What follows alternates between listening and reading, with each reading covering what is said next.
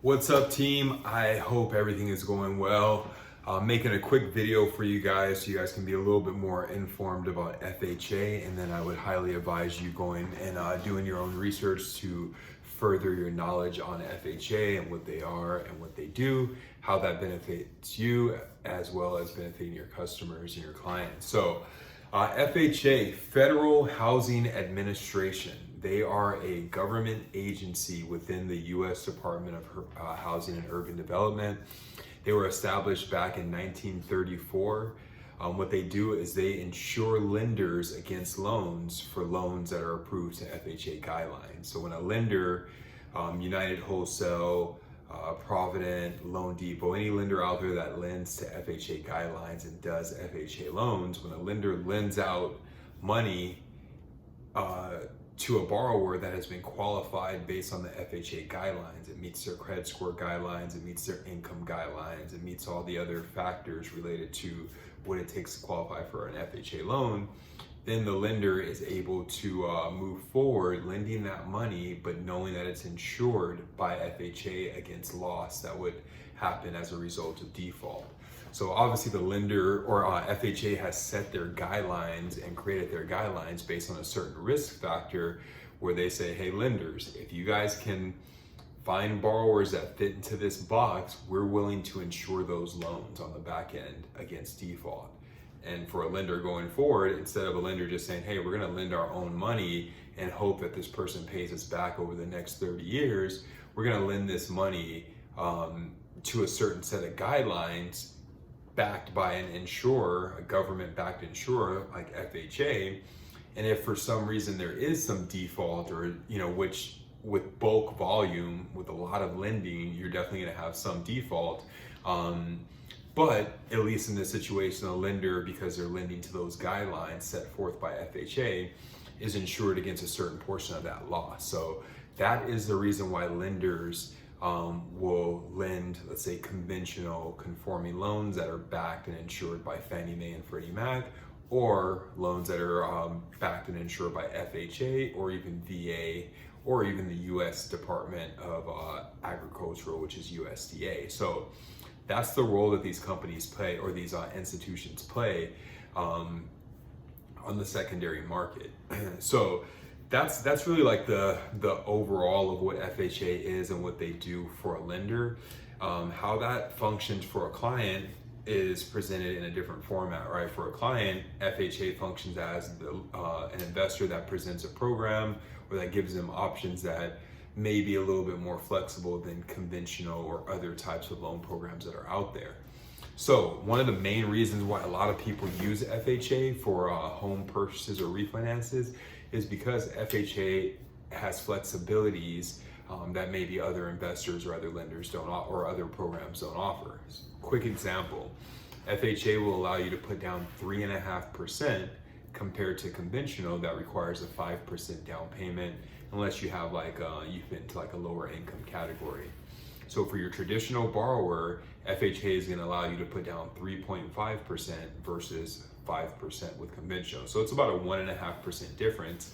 The other factor besides that is that FHA is going to be a little bit more flexible on credit in most scenarios. Their bottom line for credit scores is much lower than what conventional is, even though the lender you go through could still set an overlay and say, okay, FHA allows for 550 as a minimum credit score, which they might actually go lower, but that's the lowest I've seen recent lenders allowing. FHA might allow 550, but us as a lender, we're gonna still have an overlay that says we will not accept anything less than 620.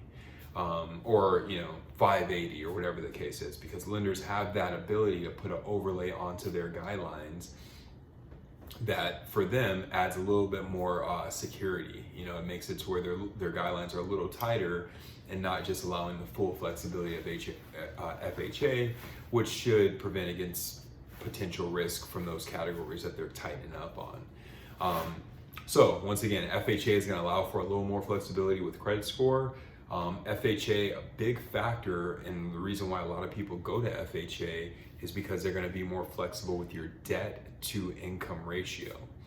So for simplicity purposes, while conventional conforming loans will allow you to go up to 50% debt to income ratio in most situations, meaning that if your income is $10,000 a month before tax, the lender of a conforming conventional loan is going to allow you to go up to about $5,000 in monthly expenses, including your mortgage, prepaid taxes and insurance, and whatever shows up on your credit report. That represents a 50% debt to income ratio. FHA, on the other hand, is going to allow for you to go with a higher debt to income ratio all the way up to 56.99. I think it's 56.99. It's like 56 point some odd little number there. But FHA is going to give you that flexibility to have more monthly expenses and still qualify for the loan that you want. FHA also will allow for you to have what's called a non-occupant co-borrower, right? If you have a cousin, family member that doesn't live in the property, but their income can help on your loan scenario by giving you more income, lowering your debt ratio, then you can do that with FHA. You can add someone that doesn't live in the property, put them on the loan, use that excess income, and still qualify on the loan as a primary residence, even if that person's not going to live in the home. So those are a few things that are going to make it to where FHA stands out and creates flexibility that a lot of loan programs won't create. The caveat to that is that FHA is going to have some built-in expenses that make it a little bit more of an expensive loan for the client, obviously to account for the risk that they're taking on with the transaction. So one of those things that they do is they have what's called upfront mortgage insurance premium. It's a 1.75% fee that gets tacked onto the balance of your loan from FHA. So 1.75%. That means that if your loan amount was $100,000, there's going to be an additional $1,750 added to your balance just as a fee for using FHA financing. Now imagine if your loan amount is $500,000. That means that your fee is going to be 5 times that amount. Roughly, it's going to be somewhere around the $7,000 mark. I'll have to do the math, but 1.75% on 500K, that's 5,000 plus another like 3750. I think the math might be, but correct me if I'm wrong. I just don't want to grab a calculator. So you would have that additional fee added to the balance of the loan, not coming out of your pocket, not coming out of your client's pocket at closing, but tacked onto the balance. So it's something that they pay over the life of the loan. So that's an expensive fee, to be real honest with you. That's a good chunk. But if it outweighs the reality that, hey, look, FHA might be the only financing option you have for this property, then you're gonna have to weigh it out. Like, hey, is taking on this fee worth it to get into the property that I want? When I bought my first house, we definitely did an FHA loan. It allowed the flexibility that we needed from down payment to debt ratio, things like that. And it worked out. Refinanced in the future, got into a property, made a good amount of equity on that property. So it worked out.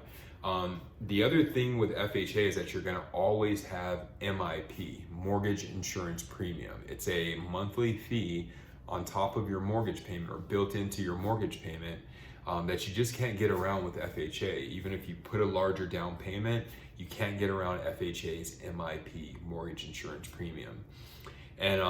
And just to give you a rough estimate without doing full calculations, if it's let's say it's a loan amount of around 300,000, or let's say 360,000, the mortgage insurance premium is going to be less than 1% annually. So 1% on 360,000 is $3,600.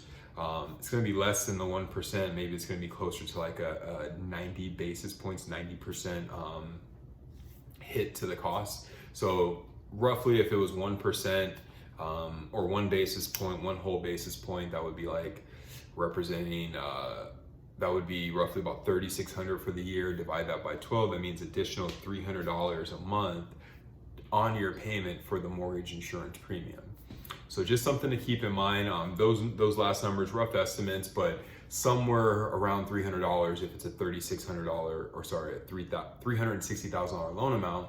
Somewhere around $300 a month is going to be what your mortgage insurance premium is that's tacked into your balance. And it could be less than that depending on the insurance quote that you get for the mortgage insurance premium. And that's something that your lender, or, you as a loan officer, depending on if you're watching it, you as a loan officer, or if you're a client, your lender, your loan officer will figure that out and give you the best quote possible. But for the benefits that FHA creates, you do have the caveats of a little bit of a higher expense. You as a loan officer need to, present that to your client, and they need to weigh that out regarding their, comparison of long-term benefit. Am I okay with taking this upfront expense to get into the property that I want now, as opposed to waiting until my factors work out better in a conventional scenario? I personally think, bird in the hand now. Does this make sense for me right now? You can't always weigh out what's going to happen in the future, because property values change, and those interest rates change. Those are factors that you can't guarantee. So you really have to weigh it out right now. Like, does this scenario make sense for me, even considering the fact that I'm going to have to pay these additional fees with FHA? And that's how most people kind of weigh it out and see if it makes sense for them. So, quick synopsis: FHA, very flexible, insurer, government-backed insurer. They're going to allow for 3.5% down. They're going to allow you to put a down payment assistance program behind your first mortgage that can cover that 3.5%, giving you 100% financing. FHA is going to allow for more flexibility on debt to income ratios, as well as more flexibility with credit scores. They will allow you to have a non-occupant co-borrower on the loan. Person does not have to be in the property. They just need to have a little extra income that could support or help the main borrower qualify for the property. So dive into FHA, learn a little bit more about them. It will open you up to present loan options to people that weren't able to qualify for conventional.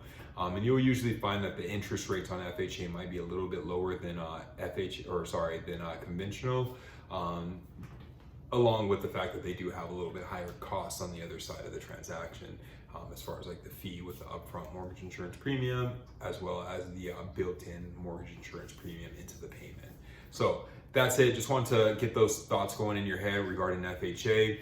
Take some time on your own to dive a little bit further in on it, and check out the pricing when you have a scenario that might fit, because I think FHA is a great option. Those loans close just as quickly as any conventional loan, and overall the underwriting process, in my experience, has been very smooth, and sometimes even easier than a conventional loan, and just a little bit more flexible overall. All right, thank you guys. Comment if you have any questions. I'll respond back, or you can email me or call me. You guys all have my direct line. Hey, if you're not one of our loan officers and you're not in the company, you have any questions, DM me, or you can email Kenneth@streamhomeloan.com, and I will respond promptly to your questions. Thank you. Please like and subscribe, and I hope you guys all have a wonderful day, and I hope you gain from this. Thanks.